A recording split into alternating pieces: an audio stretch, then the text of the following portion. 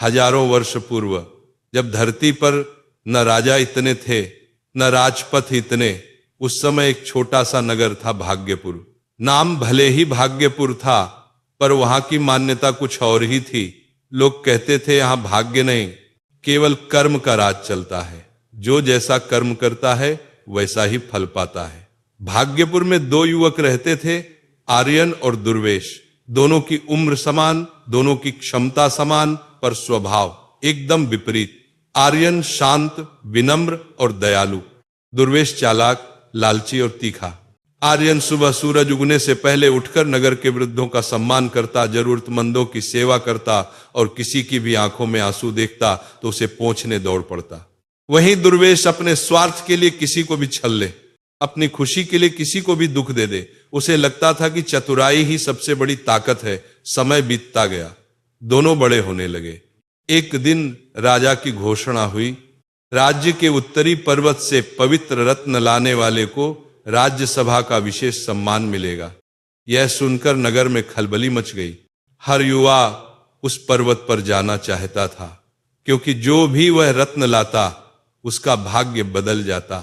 आर्यन और दुर्वेश दोनों निकले उसी यात्रा पर।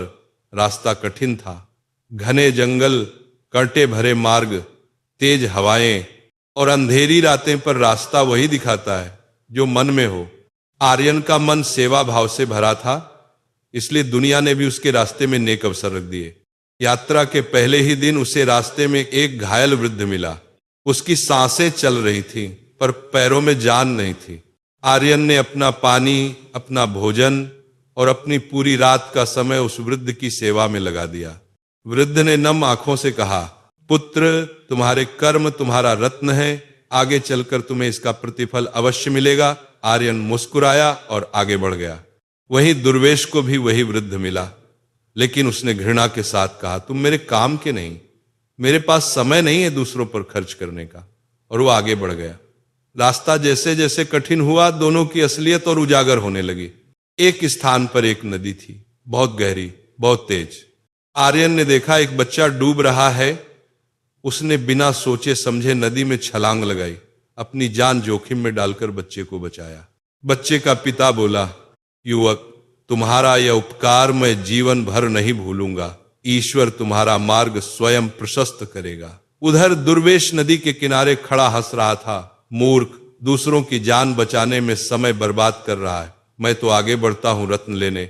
समय बीतता रहा और आखिरकार दोनों पहुंचे उत्तरी पर्वत की चोटी पर। पर्वत के केंद्र में एक विशाल गुफा थी। अंदर अंधेरा, पर भीतर एक तेज प्रकाश झिलमिला रहा था। वही प्रकाश था उस पवित्र रत्न का। दुर्वेश लालच में अंधा होकर सबसे पहले अंदर घुसा। उसने रत्न को छुआ ही था कि अचानक गुफा कांपने लगी। दरवाजा भारी आवाज से बंद होने लगा। दुर्वेश घबरा गया। उसने पूरे जोर से पुकारा, कोई है? कोई मेरी मदद करो, मैं यहां फंस जाऊंगा। पर उसके आसपास केवल उसका लालच था।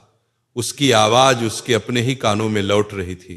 उधर आर्यन गुफा के बाहर रुककर मंदिर जैसे शांत मन से प्रणाम कर रहा था। उसने देखा गुफा बंद हो रही है और दुर्वेश भीतर फंस रहा है।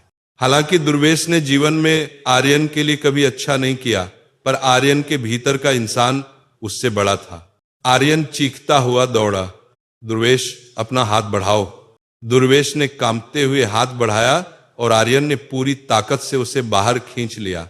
दोनों बाहर गिर पड़े। दुर्वेश रो रहा था, उसकी आवाज कंपा रही थी, क्यों बचाया मुझे? मैंने तो हमेशा तुझे नीचा दिखाया, हमेशा बुरा किया। आर्यन ने शांत स्वर में कहा, कर्म का फल बुरा होता है, पर कर्म बदलने का अवसर हर किसी को मिलता है। आज से तुम अपना रास्ता बदल सकते हो।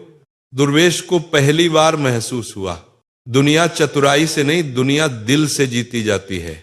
दोनों फिर गुफा के पास गए। चमत्कार हो चुका था, रत्न वहां नहीं था।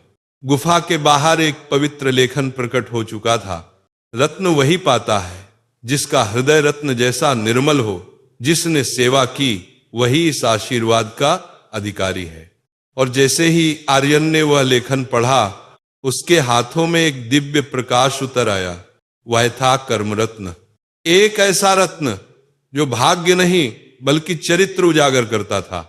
दोनों जब नगर लौटे तो राजा ने आर्यन को सम्मान दिया और दुर्वेश ने सबसे पहले माफी मांगी। नगर के लोग बोले, सत्य वही है जो समय की परीक्षा में खरा उतरे। और आज इस कथा ने सिद्ध कर दिया, जैसा कर्म वैसा फल। कभी देर लगे पर फल अवश्य मिलता है। आर्यन मुस्कुराया। दुर्वेश बदला हुआ खड़ा था और भाग्यपुर की कहानी अमर हो गई। सुनने वालों, ये कहानी भले ही हजारों वर्ष पुरानी हो, पर इसका संदेश आज भी उतना ही सत्य है। कर्म कभी खोता नहीं, कर्म की गूंज कभी मंद नहीं होती, कर्म का फल कभी अन्न देखा नहीं होता। जब आप अच्छा करते हैं तो दुनिया नहीं देखती, पर समय देखता है, और समय एक दिन लौटकर सबका हिसाब देता है। याद रखिए, अच्छाई में देरी है, हार कभी नहीं, और बुराई में तेजी है, पर जीत कभी नहीं।